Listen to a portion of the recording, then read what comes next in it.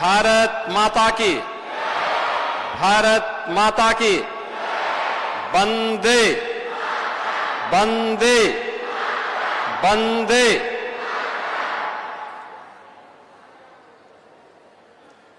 उनहत्तरवीं राष्ट्रीय विद्यालय कुश्ती ग्रीको रोमन प्रतियोगिता के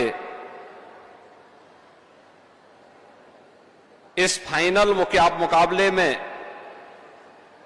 आज के इस समारोह में उपस्थित गोरखपुर के महापौर डॉक्टर मंगलेश श्रीवास्तव जी,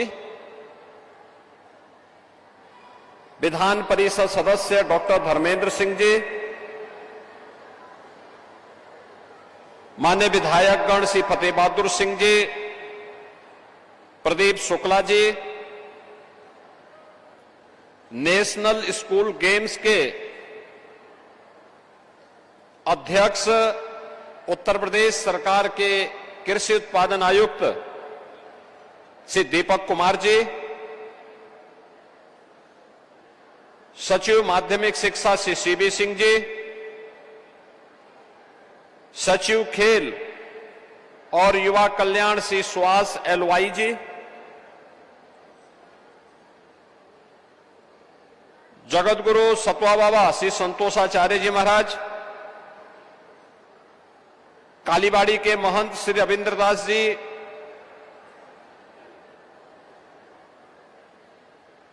और नेशनल स्कूल गेम्स के विद्यालयी कुश्ती प्रतियोगिता के आज के इस कार्यक्रम में उपस्थित सभी प्रतिभागीगण, टीम मैनेजर, कोचेज और अन्य उपस्थित महानुभाव और प्यारे बच्चों, ये मेरे लिए बहुत आनंद का क्षण है कि आज मुझे गोरखपुर में school games federation of India के तत्वाधान में 69वें राष्ट्रीय विद्यालयी कुश्ती ग्रीको रोमन प्रतियोगिता के अंडर 17 एवं अंडर 19 आयु वर्ग के इस आयोजन के फाइनल मुकाबले में भारत की ऊर्जा के प्रतीक इन युवा प्रतिभाओं के खेल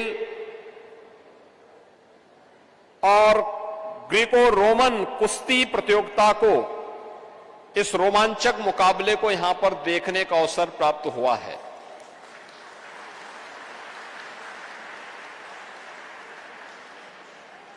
मुझे बताया गया कि गोरखपुर में इस प्रतियोगिता में जो 30 नवंबर से प्रारंभ हुई थी, इसमें विभिन्न प्रदेशों की 23 टीमों के कुल 393 खिलाड़ियों ने, 81 कोच और मैनेजर्स ने इसमें भाग लिया और इसमें उत्तर प्रदेश के भी 19 खिलाड़ियों ने प्रतिभाग किया। आज उन सभी खिलाड़ियों को यहां पर जिन्होंने प्रतिभाग करने के उपरांत मेडल प्राप्त किए हैं, उन्हें सम्मानित किया जा रहा है। इसके तहत स्वर्ण पदक प्राप्त विजेता को 75,000 रुपए, रजत पदक विजेता को 50,000 रुपए और कांस्य पदक विजेता को 30,000 रुपए की यह राशि आज प्रदान की जा रही है। मैं सबसे पहले विजेता खिलाड़ियों के प्रति हृदय से बधाई देता हूं। उप विजेता टीम को और उनके खिलाड़ियों को अभिनंदन करता हूं, उनके प्रति हमारी संवेदना है, लेकिन खेल का बेहतरीन प्रदर्शन उन्होंने किया है। वे अपनी इस खेल प्रतियोगिता के माध्यम से हार न माने, बल्कि उन कमियों को सुधारने की दिशा में एक नई सीख उन्हें प्राप्त हुई है, जो उनसे इससे भी बड़ी विजय की ओर उन्हें अग्रसर करेगी। और इस प्रतियोगिता में उनका भाग लेना ही अत्यंत महत्वपूर्ण है, और उस महत्वपूर्ण अभियान के लिए मैं उन सभी का जो प्रतिभाग कर रहे हैं, उन सभी खिलाड़ियों का हृदय से मैं अभिनंदन करता हूं। अंडर 17 और अंडर 19 के खिलाड़ी हैं। आपने पिछले 11 वर्ष के अंदर भारत के अंदर खेल और खेलकूद की गतिविधियों में एक नई स्फूर्ति देखी होगी। देश के यशस्वी प्रधानमंत्री श्री नरेंद्र मोदी जी ने भी प्रत्येक भारतवासी से खेल और खेलकूद के प्रति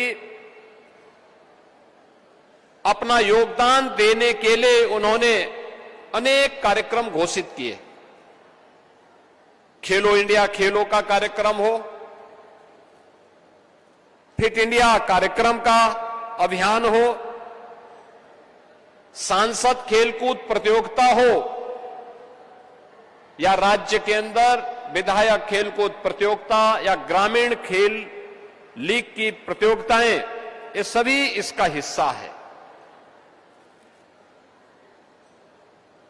भारत के अंदर खेल और खेलकूद की गतिविधियों का परिणाम है कि आज Olympic, para Olympic, Commonwealth games, Asian games और वर्ल्ड चैंपियनशिप में हमारे खिलाड़ी ज्यादा संख्या में प्रतिभाग कर रहे हैं और वहां मेडल भी प्राप्त कर रहे हैं। जो खिलाड़ी ओलंपिक में, कॉमनवेल्थ में, एशियन गेम्स में, वर्ल्ड चैंपियनशिप में प्रतिभाग करते हैं, उन खिलाड़ियों के लिए भी प्रोत्साहन स्वरूप सरकार उन्हें सहायता प्रदान करती है। सरकार के द्वारा जो प्रोत्साहन उन्हें दिया जाता है, वह उन्हें आगे बढ़ने के लिए प्रेरित करता है। और इसका केंद्र बिंदु कोई और नहीं, हमारे स्कूल कॉलेजेज हैं, जहां पे हम इन खेलकूद की गतिविधियों को तेजी के साथ आगे बढ़ा सकते हैं। और इसीलिए सरकार ने तय किया कि उत्तर प्रदेश में अब तक 3 स्पोर्ट्स कॉलेज थे। हम लोगों ने तय किया है कि हर कमिश्नरी स्तर पर एक स्पोर्ट्स कॉलेज उत्तर प्रदेश के अंदर अवश्य होना चाहिए। जैसे उत्तर प्रदेश के अंदर हर एक रीजन को हम खेल के बारे में अलग अलग खेल को सौंप सकेंगे और उस खेल को वहां पर अच्छे ढंग से वर्ल्ड क्लास प्रैक्टिस करने की सुविधा, कोचेज की व्यवस्था, टीम मैनेजर के रूप में बेहतर प्रशिक्षण की व्यवस्था वहां दे सकें और उस प्रकार का इंफ्रास्ट्रक्चर वहां पर दे सकें। उत्तर प्रदेश के अंदर स्पोर्ट्स यूनिवर्सिटी का भी निर्माण हो रहा है। उसका पहला सत्र इसी सत्र में हम लोगों ने मेरठ में प्रारंभ किया। हॉकी के जादूगर मेजर ध्यानचंद के नाम पे विश्वविद्यालय मेरठ में स्थापित हो रहा है। सरकार ने निर्णय लिया कि हर एक जनपद में स्टेडियम हो, हर एक विकास खंड पे मिनी स्टेडियम हो, हर गवर्नमेंट कॉलेज में हम मिनी स्टेडियम का निर्माण कर रहे हैं।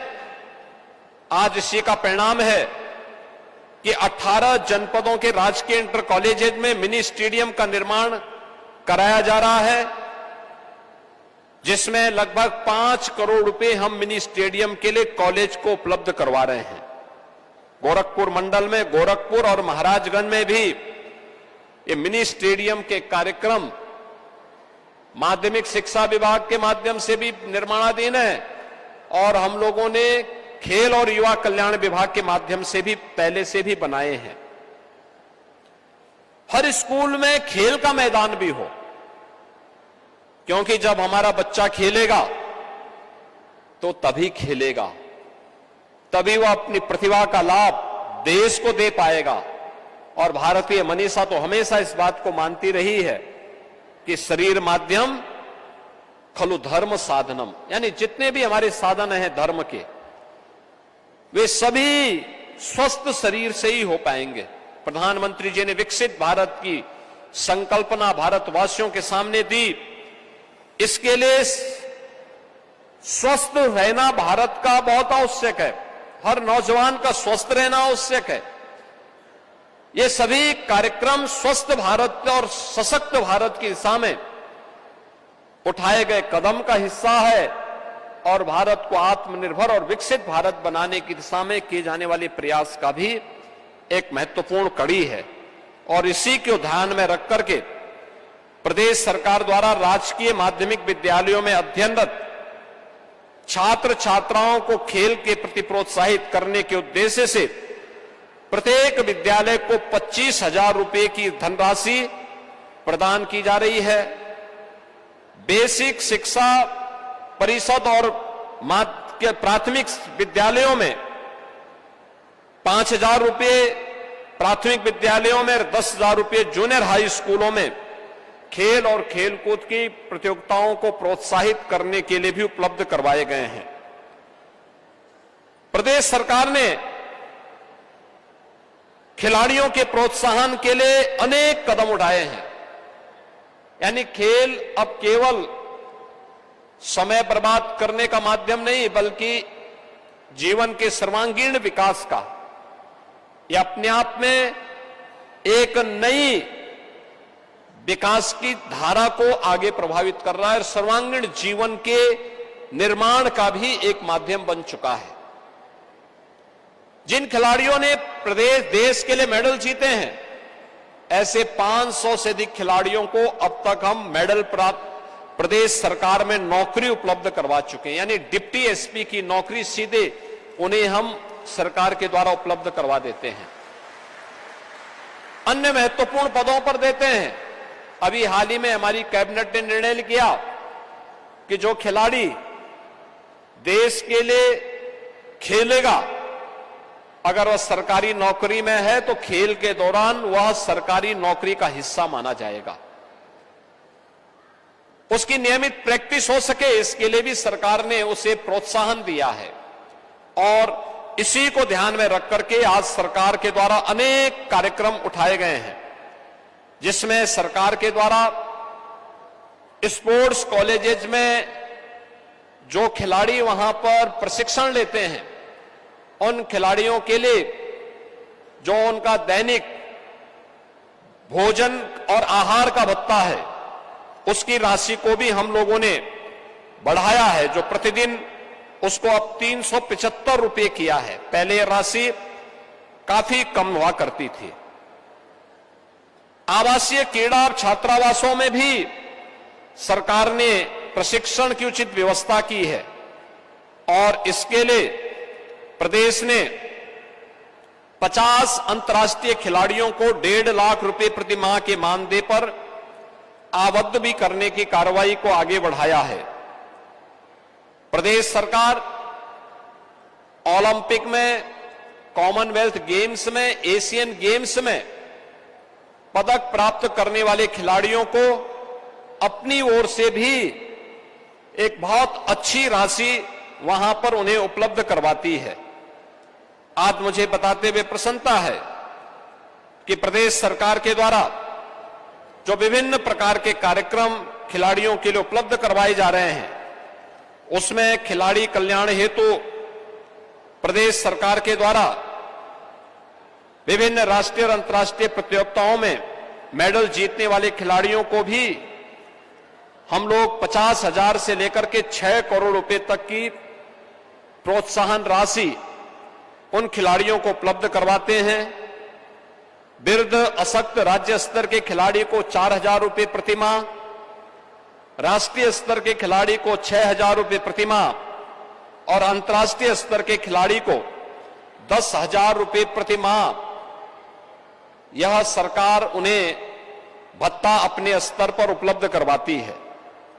मैं आज के इस अवसर पर जिन खिलाड़ियों ने यहां पर इस ग्रीको रोमन कुश्ती प्रतियोगिता में अंडर 17 और अंडर 19 में प्रतिभाग किया है और इस प्रतियोगिता का हिस्सा बने हैं, उनसे भी और यहां पर उपस्थित सभी युवाओं से भी मैं इस बारे में कहूंगा कि आपकी जो सबसे बड़ी प्रतिस्पर्धा होती है वो स्वयं के प्रति होती है। जब आप ये मान करके चलते हैं कि मैं विजयी रहूंगा, तो आप अवश्य विजयी होते हैं। जब आप अंदर से हार जाते हैं, तो आप फिर स्वयं जीत के नजदीक होने के बावजूद भी प्रतियोगिता को हार जाते हैं।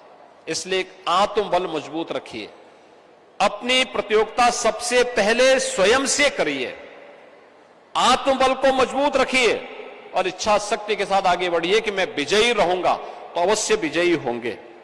खिलाड़ी को महान बनाती है एक निरंतर अभ्यास, निरंतर सीख, अनुशासित जीवन, चुनौतियों को अवसर में बदलने की क्षमता, उसे निरंतर आगे बढ़ाने के लिए एक नई ऊर्जा देता है। सभी प्रतिभागी खिलाड़ियों को, प्रशिक्षकों को और विजेताओं को मैं इस अवसर पर हृदय से बधाई देता हूं। यह प्रतियोगिता आपके जीवन में एक नई दिशा, एक नया आत्मविश्वास और नई ऊंचाइयों का द्वार बने, इस शुभकामना के साथ आपका भविष्य आपके परिश्रम में निहित है और मुझे विश्वास है आने वाले समय में आप सब भारत को विश्व खेल मानचित्र पर एक नई पहचान देंगे। 2030 में भारत के अंदर कॉमनवेल्थ गेम्स की घोषणा हुई है, यानी 5 वर्ष के बाद, और वह अहमदाबाद में। हमारा खिलाड़ी अभी से तैयारी करे, क्योंकि जो खिलाड़ी यहां पर अंडर 17 और अंडर 19 में खेलेंगे, 5 वर्ष के अंदर ये लोग मेडल की सूची में होंगे। और इसलिए अभी से अपनी प्रैक्टिस और अपने आत्मविश्वास को मजबूत बनाइए। हम देश के लिए अधिक से अधिक मेडल लेकर के आएंगे, इस विश्वास के साथ आप सबके प्रति मेरी मंगलमय शुभकामनाएं। नेशनल स्कूल गेम्स के अध्यक्ष और उनकी पूरी टीम को मैं हृदय से धन्यवाद देता हूं, और प्रतिभाग करने और इस पूरे आयोजन के लिए यहां पे जो स्कूली शिक्षा के हमारे ज्वाइंट डायरेक्टर हैं, उनके और उनकी पूरी टीम को भी मैं हृदय से धन्यवाद देता हूं कि उन्होंने बेहतरीन तरीके से इस आयोजन को यहां पर संपन्न किया है, क्योंकि जो भी खिलाड़ी आया है वह प्रोत्साहित होकर के गया है। आप सबके प्रति मेरी मंगलमय शुभकामनाएं हैं। धन्यवाद। जय हिंद।